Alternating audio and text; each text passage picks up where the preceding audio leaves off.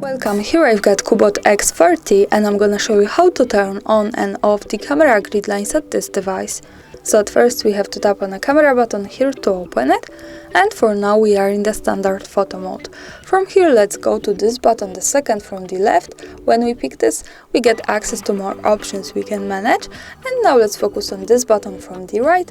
By tapping on this, we can turn on and turn off the camera grid lines like that, so just one tap here is enough.